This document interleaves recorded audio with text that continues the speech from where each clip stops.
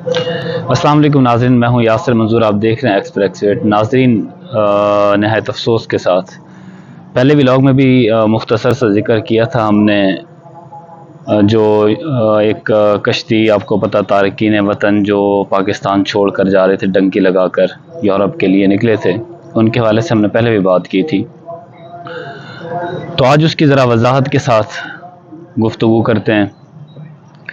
नाज़रीन, सबसे पहले तो बड़ा दिल दुखता है जब ये सारी सूरत हाल बंदा देखता है कि यहाँ से ये हर महीने हर हफ्ते तकरीबन इस तरह की सूरत हाल होती रहती है कि यहाँ से लोग मुल्क छोड़कर, जो कुछ अमीर कबीर लोग होते हैं वो तो वीज़ा वगैरह लगवा के निकल जाते हैं, और जो बेचारे गरीब लोग होते हैं वो इसी तरह कुछ डंकी शंकी लगाकर, कुछ एजेंट जो इंसानी स्मगलर हैं, बदकिस्मती से हमारे यहाँ हर तरह के लोग यहाँ पर मंशात से लेकर इंसान तक फरोश होता है। कोई चीज़ यहाँ पर आप देख लें, किसी भी चीज़ को, किसी सिस्टम को उठा लें, हर चीज़ का बेड़ा गर्क हुआ है, सत्यानाशी हुई पड़ी है। खा वो आपका कानून है, खा वो आपके इदारे हैं, खा वो आपका सिस्टम है, किसी भी चीज़ को देख लें, हर चीज़ का यही मसला। इंसानी स्मगलिंग यहाँ से होती है, इंसानी स्मगलिंग। अब ये जो लोग बेचारे कश्ती में सारे अपने जान से हाथ धो बैठे, ये भी इंसानी स्मगलिंग का उसका नतीजा हम देख रहे हैं। तो ये बेचारे लोग भी ऐसे ही होते हैं कि सताए होते हैं मुल्क के हालात से, घर के हालात से।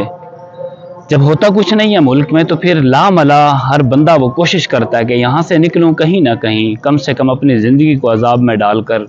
जो अहले खाना होता है घर में, आपकी माँ बहन भाई, उनके लिए आप सुकून मुयस्सर करने के लिए दरफदर निकलते हैं। तो वो यहाँ से मुल्क छोड़ कर निकल रहे थे। अब जाते किस तरह हैं, इसकी एक अजीब सी सूरत हाल है, बड़ी खौफनाक।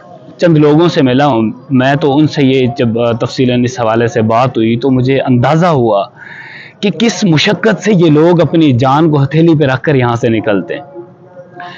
यहाँ से ये निकलते हैं, बॉर्डर क्रॉस करते हैं, बॉर्डर क्रॉस करने के बाद पैदल सफ़र करते हैं, फिर कहीं जीप मिलती है, कहीं टैक्सी मिलती है, और जब जीप टैक्सी मिलती है तो उसमें एक एक टैक्सी या जीप में ये 10-10, 15-15, 20-20 लोग उसकी डिग्गियों में डाल के लेके जाते हैं। अब पहले तो वहीं पे बेचारे चंद लोग इसी कश्मकश में अपनी जान से हाथ धो बैठते हैं। जब ऊपर नीचे बंदों की तय लगाई होती है तो उसमें सांस वहीं पे बंद होते हैं, वहीं पे मर जाते हैं। यहाँ से जो बचते हैं वो जब जंगल क्रॉस करते हैं, जंगल क्रॉस करते हुए तब मर जाते हैं। अब उनमें से कुछ मर जाते हैं, उसमें से कुछ लोग बच्चों के समेत निकले होते हैं, पूरी की पूरी फैमिली साथ होती है। मैं यकीन जाने हैरान होता हूं कि इंसान जब तंग होता है हालात से तो वो किस कदर इस झंझट से निकलने के लिए, अपनी आसाइश आराम हासिल करने के लिए अपनी जान हथेली पे रख के निकलता है। पूरी की पूरी फैमिलियां निकलती हैं, अपने अब बच्चों को साथ लेके निकलते हैं। अब जब रास्ते में कहीं भी किसी के साथ कोई तबीयत ख़राब हो गई, किसी को कोई चोट पहुंच गई, तो फिर वहाँ पर ना आपका रिश्तेदार होता है ना कोई होता है, वो आपको वहीं पर छोड़ के निकलते हैं। और अक्सर ऐसे बेशतर मैंने वाक़यात सुने कि वहाँ पर जो लोग साथ होते हैं जब आप मरते हैं तो वहाँ पर कब्र भी नसीब नहीं होती। ये हाल होता है यहाँ से निकलने वाले लोगों का जब वो निकलते हैं। अब निकलते क्यों हैं, ये चीज़ हम अगर इस पे गौर करें तो सिर्फ और सिर्फ एक ही वजह यह है कि मुल्क में अमन नहीं है, मुल्क में कोई मुस्तकबिल नहीं है। अब लोग गुजारा तो कर रहे हैं, जो लोग गुजारा नहीं कर सकते, जिनको कोई रास्ता नहीं मिलता, या किसी का अगर कोई रिश्तेदार बाहर है तो उसने उसको झंडियां दिखा दी कि यहाँ पर तो जन्नत है, वो दूध की नहरें बहती हैं, शहद की नहरें बहती हैं, वो बेचारे उनकी बातों में आकर यहाँ से निकलते हैं। तो सबसे पहले तो मैं उन लोगों से ये कहता हूँ कि जो बाहर बैठे हैं, खुदारा ये जो आपके यहाँ पर रिलेटिव रिश्तेदार होते हैं, इनको कभी भी इस चीज़ की तरगीब ना करें कि आप इस तरह डंके लगा कर आएँ। आप में से कुछ लोग अगर खैर आफियत से पहुँच गए मुश्किलात देख कर, लेकिन बाकियों को नसीहत करें। ये आपका एहसान होगा अपनी फैमिली पर, अपने बाकी रिश्तेदारों पर।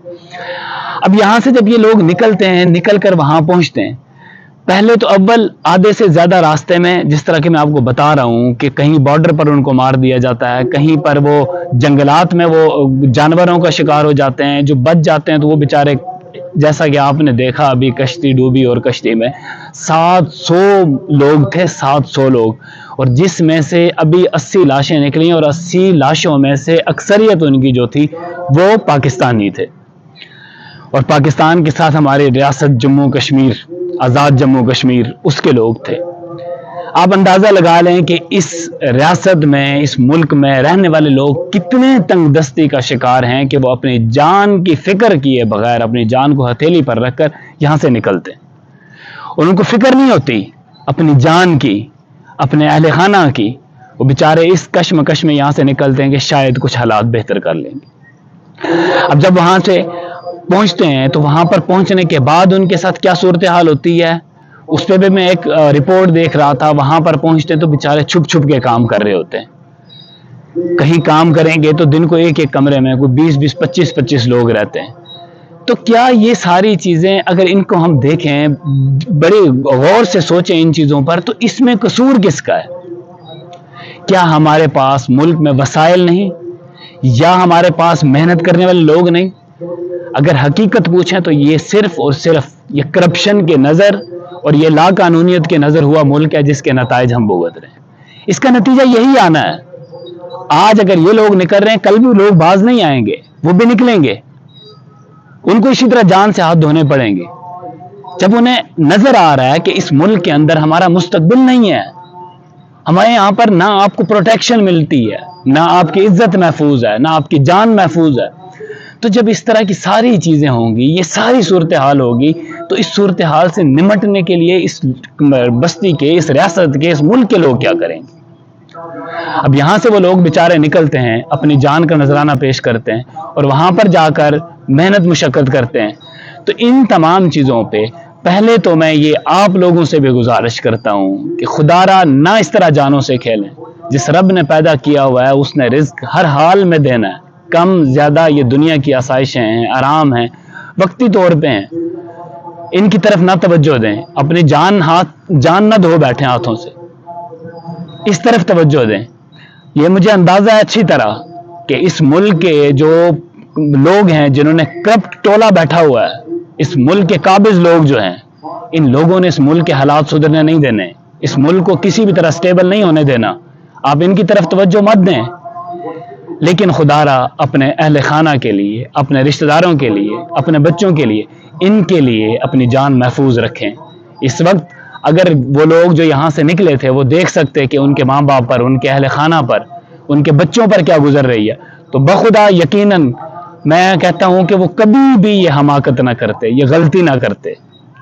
تو ناظرین، میں یہی گزارش کروں گا کہ اگر آپ لوگ، جتنے بھی لوگ جس تک یہ پیغام پہنچ سکتا ہے، ان لوگوں کو بتائیں، اور اسپیشلی جو باہر لوگ بیٹھے ہیں، جو اس طرح گئے ہیں، وہ ان لوگوں کو بتائیں کہ اس طرح خدا کے لیے نہ آئیں، وہاں کے حالات ان کو بتائیں کہ آپ کس طرح زندگی بسر کر رہے ہیں۔ جو لوگ یہاں سے پہنچ گئے ہیں وہ بتائیں ان لوگوں کو کہ کس طرح سے یہ سفر کر کے جاتے ہیں۔ تو آپ لوگوں سے میری یہی گزارش ہے کہ اپنی جان کے ساتھ مت کھیلیں، نہ اس طرح کے حالات کریں۔ اللہ تعالیٰ سب کے لیے بہتر اسباب عطا فرمائے گا۔ السلام علیکم۔